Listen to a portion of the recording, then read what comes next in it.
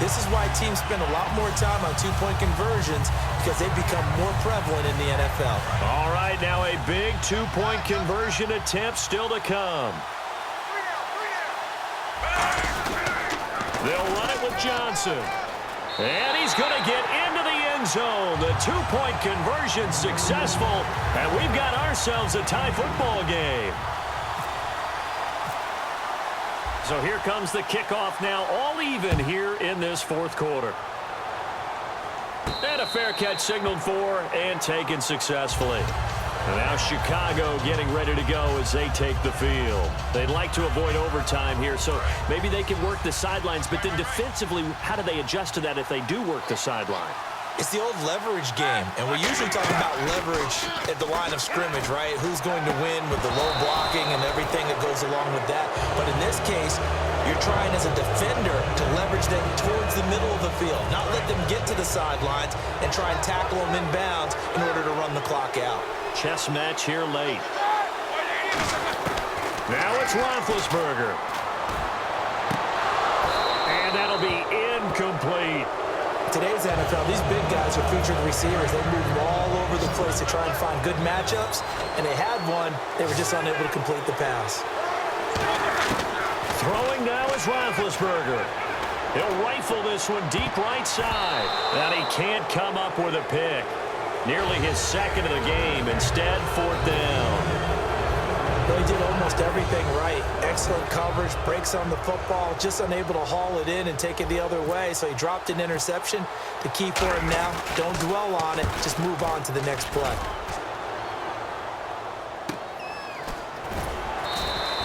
It'll be a 51-yard punt that time. And possession will change here with very little time remaining in this contest.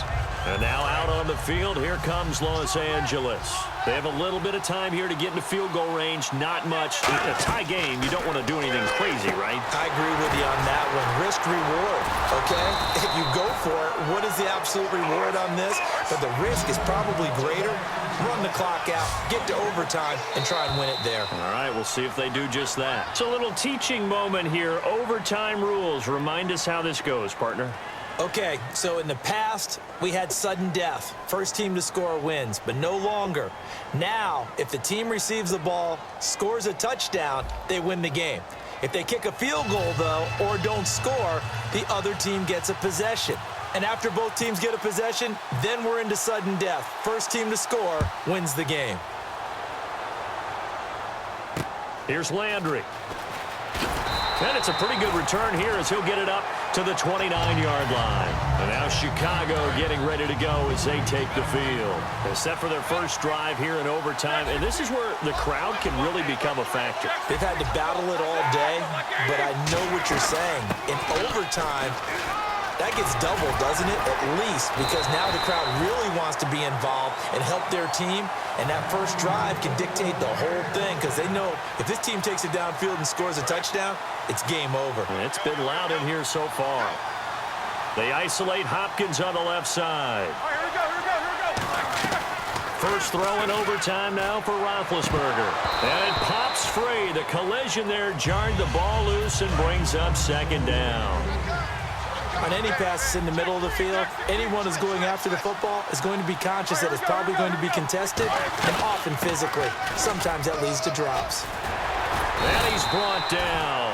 A nice pickup there of 11 yards, and it'll move the sticks. So the offense has it 1st and 10. Absolutely love the run right there. This guy's known for his quickness, but also for his speed. And he's able to get to the second level almost before you blink if you give him any type of blocking. Always talk about slot receivers, and they're usually known as quicker than fast.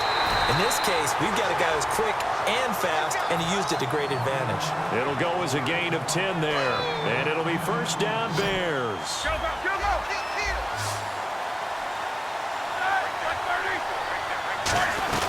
They'll run it now out of the gun. And he's going to fight his way forward here for a modest gain. A solid run on first down. Gain of 7 leaves him with a 2nd and 3. This drive is turning into an extended one, and the guy carrying the ball, he's becoming more like a body blows guy. Every carry is putting some damage on the defense.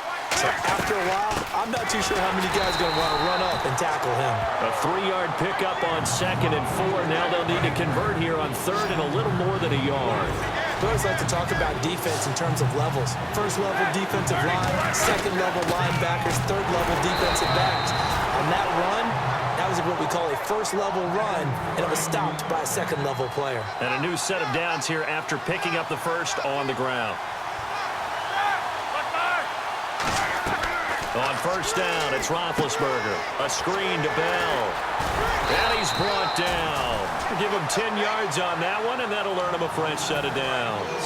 They ran that one well, and not only did they pick up a nice chunk of yardage on the screen, they sent a message to the defense. Rush the passer all you want, but you better be careful. We can hit you going back the other direction. And running room hard to come by here. He gets it down to the 8. Give him 3 on 1st down. It'll set up a 2nd and 7.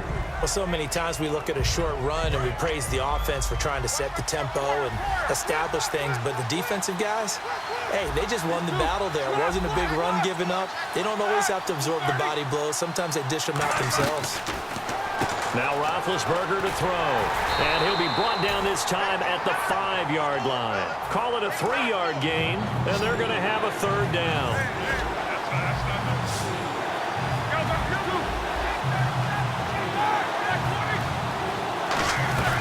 They'll run it now out of the gun. And he'll get him a bit closer as he's down to the 2-yard line. All right, here we go. The field goal unit staying on the sideline here at OT. They're going for it on 4th. Here we go.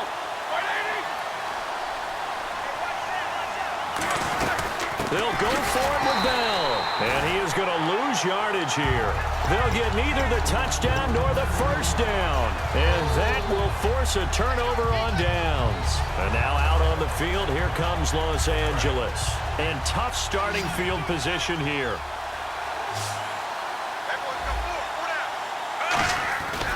And they'll start the drive on the ground with Johnson. And able to break one tackle, but then quickly brought down.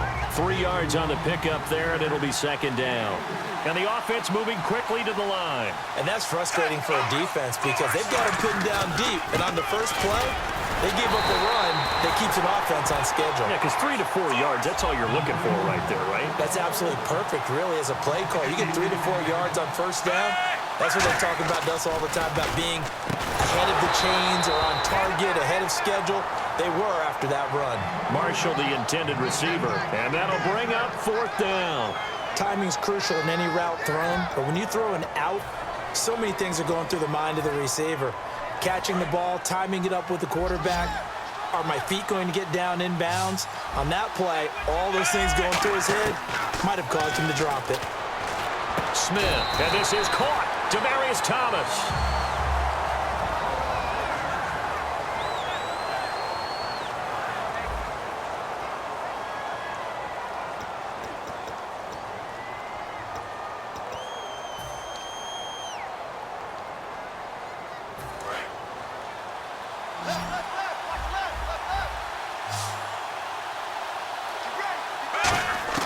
Smith on 1st down. Incomplete. It's always tough for the guys throwing the football when they think they've got a completion and the ball's almost there, and then someone sneaks a hand or two in and bats it away.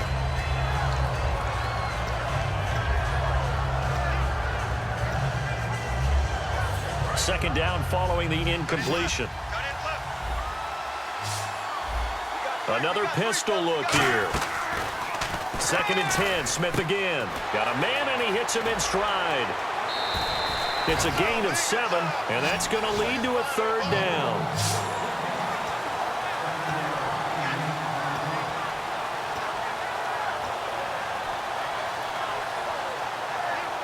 And 3 full yards here for the offense to get on 3rd down. They'll come out in the pistol. They'll try and run for it. Here's Johnson. And he maybe makes it back to the line of scrimmage. That's it. Okay, so interesting here. A field goal would win this thing, but the kicking team on the sideline, and they're going for it on 4th down. Here we go on 4th. Smith. Now this is brought in by Pryor. It's a gain of 9 yards. And they're able to pick up the conversion here on 4th down. Let's begin by trying to get into the mind of the head coach. He's telling us he wants to win the game right now. That's why they went for it and got it on 4th down. A first down carry here for Johnson. And he went backwards. He'll be down at the 30. It's a loss of 2 there, bringing up 2nd down. And the offense there, the O-line, everybody really on offense, they were just manhandled at the point of attack. Yeah, you could pretty much call them all out, couldn't you? Almost by name, right? That was a very tough sequence for the offensive line. But how about that defensive front creating a new line of scrimmage and creating a lost yardage possibility? And he showed a nice little juke, but then the window quickly closed. Give him 6 on the play, and that'll make it 3rd down. And they're going to hurry back to the line now. Throwing on 3rd down, Smith. And to the tight end, Olsen, right side. They get 9 yards there, and they get a first down. So much goes into a successful play, doesn't it? How about that play action there, freezing the defense just enough to bring the tight end free downfield for the completion. And a really long drive here, and it goes on and on. Now a first down throw. It's Smith. There's that man again, Demaryius Thomas. They call it a gain of 19, and it moves the chains. And with that last play, he's now up over that 300-yard mark. And in today's NFL, it almost feels routine.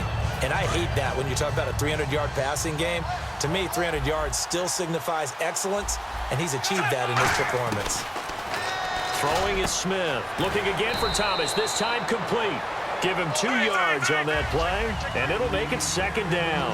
Looking to speed things up here, going with some tempo. When you see zone defense and you know you've got a drag route on as your primary call, you've got to be really careful as a passer about how far you let your guy go because he might wander into some tough coverage. And he's got his favorite target yet again. It's complete.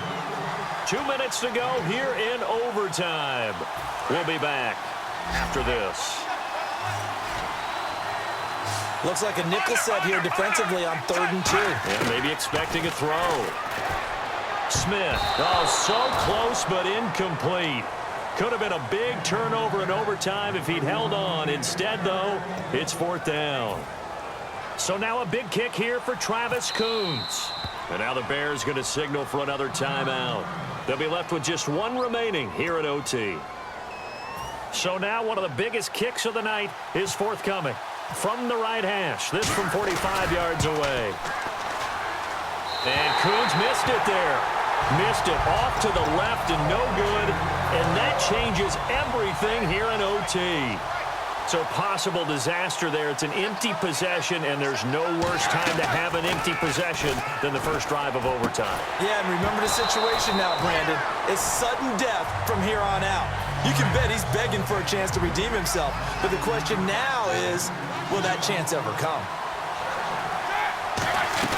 2nd and 10. It's Roethlisberger once more. And a grab made by Doug Baldwin. Give him 12 yards on that one. It earns him a fresh set of downs. They're going to hurry back to the line now. And that's one of his advantages of a passer, is now with his height, setting back there in the pocket, firing it over the middle, he can really see everything clearly. It is, and I know that other quarterbacks get it done different ways, all right? You don't have to be his height to make a great play. But what he does is he takes away having to make those slide steps in the pocket to find angles to throw the ball through. He just throws right over the top of it because he can see everything. And it's caught inside the 25. A really good pickup of 28 yards. And when an offense is doing a nice job selling the play-action pass, a lot of responsibility shifts to the linebackers. They're the ones that have to determine run or pass and get to the proper places on the field. And he stopped immediately there. That's going to go as a loss of a yard, and it'll be 2nd down. So it's all going to come.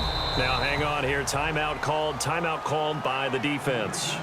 They'll be down to just 1 remaining as we step aside here in overtime. A little bit of ground to make up for the offense as they face a 2nd and 11. Again, it's Bell. And again, the run defense stout this time. He maybe gets back to the line of scrimmage, but no more.